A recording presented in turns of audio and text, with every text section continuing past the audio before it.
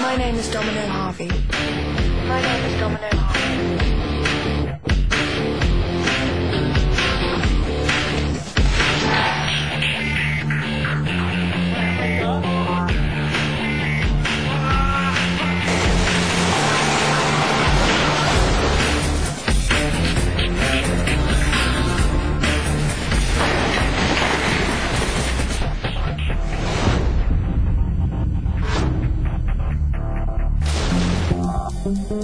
Hi, I'm Ian Ziering. And I'm Brian Austin Green. We're here at the Stratosphere in Las Vegas, bringing you a very special edition of the Bounty Squad. Tonight's episode begins with one of the most dangerous and defiant bounty hunters in the business. And beautiful. I was getting to that. Well, I just want to make sure. Her name's Domino, and her story is so incredible that I personally think it should be made into a movie. A badass movie. A badass movie, I think, would be really good.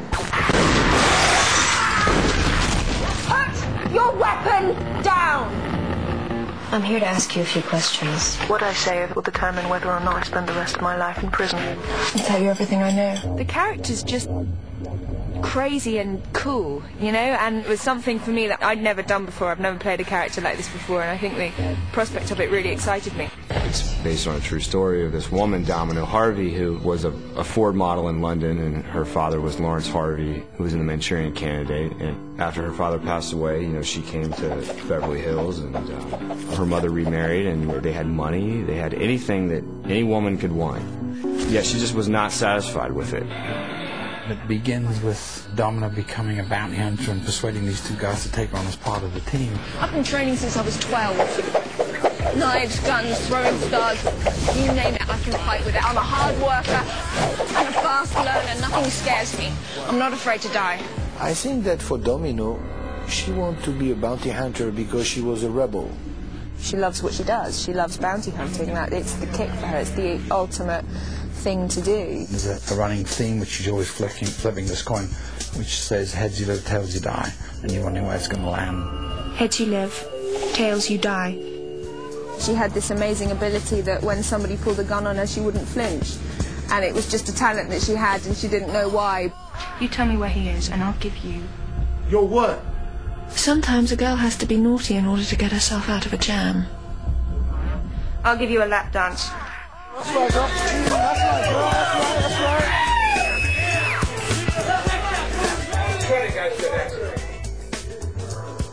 She meets a group of people who fascinate and scare her and intrigue her at the same time. Through my research, I always find role models for my actors in real life, and I try and find actors who are those characters, you know, sitting at home with their feet up watching TV. And Mickey Rourke is Ed. That's Ed Mosby, the most legendary bounty hunter in all of Los Angeles. I was a kid, there was a bounty hunter movie that Steve McQueen was in. It's always just somebody who operates just inside or outside of the law. Quite a romantic figure, you know.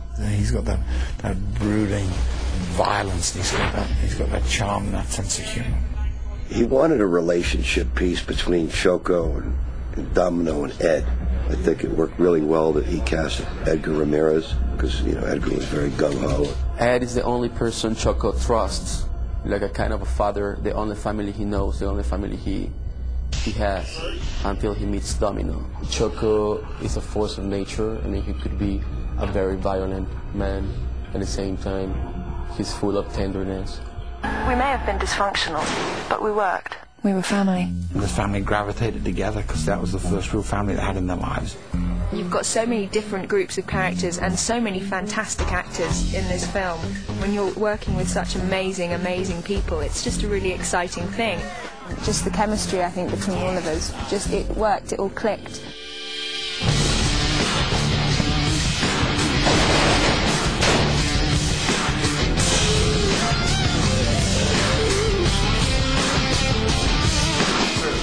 It's a great cast and a varied and fun and strange and dark and rock and roll cast. You know, so there's a lot of smiles because the characters that I cast are inherently funny. I'm a DeVry graduate, and yes, my daughter might be a single mother, but she is really your ass. What?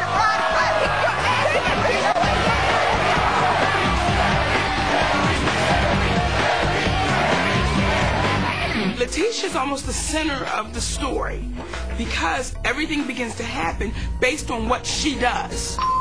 Hey. He and 3 of his friends are going to hijack an armored truck. That's Drake Bishop, owner of the Stratosphere Hotel and Casino. He's worth $1 billion, 10 million of it recently stolen. The key motivating factor of the story is this money that has been stolen from this armored car, and that Domino somehow is the only one who knows where it is. Turn the camera. Turn the camera! Don't listen to her. Keep filming. Yeah. In our world of today, the world of reality television took over. So Richard took that idea of a reality TV show. So they're hosted by the two guys from 90210. There's a show called Bounty Squad. Christopher Walken's the producer, Mina Suvaris' his assistant, and it's this show at the WB that they put together that's the new cops. So today, Domino and her team are out to nab 4 criminals for forging checks with counterfeit driver's licenses. What can you tell us about these 4 creeps, Domino? We go around filming Domino and her gang catching fugitives. What we don't expect is how much we get involved in the bounty hunting. Ah! Oh! Sophie! Hello. We need something sexy, something different. We need Domino. It's a reality TV thing, and it's based on bounty hunters. There's a couple of them now, and he's trying to have a hit. Looks like Night of the Living Dead. It's like, you know, the suits in the office, and we think we really know art, so we think, well, this is going to be a hit, and we decide to follow them around, and then it turns into like this whole big fiasco. She suddenly goes, right, I want some recognition in the world, and I'm totally up for this. I want to be the star, and I want everybody to know how cool I am, and then it all goes wrong. A series of coincidences that throws everyone into this road trip to Las Vegas, and it's going to explode into violence.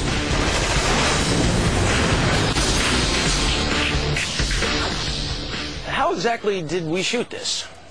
With a lot of cameras. Now let's take a look at director Tony Scott's visual style. Buckle up.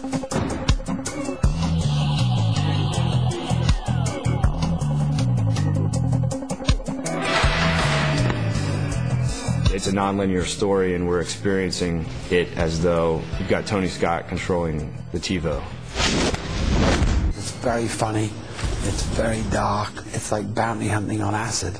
This picture behind me embodies the feel of the movie in terms of the attitude of the characters, in terms of the overall feel of that particular picture. Is gritty. It's heightened reality.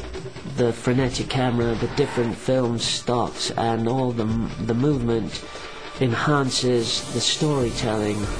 I think the coolest thing was the Winnebago and the gimbal.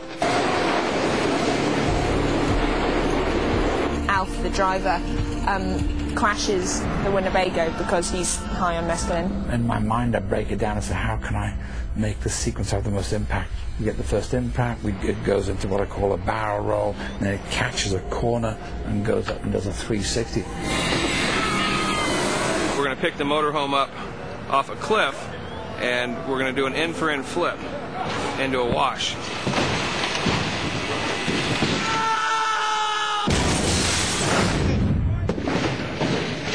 Aside from all the action stuff, he's really great to work with when you got to do the acting stuff. Multiple cameras, I set it up and I stage it like a theater piece, because you capture moments when you let actors roll. Now we'll do repeat takes. He knows right where to bring you or to suggest to you where to take it to. Little peach like you want to be. He creates such a fantastic atmosphere on set that it's not about egos, it's not about anything like that. It's about enjoying the process of filmmaking and enjoying doing things that nobody's done before and exploring new ways of doing things, and that's what it's all about.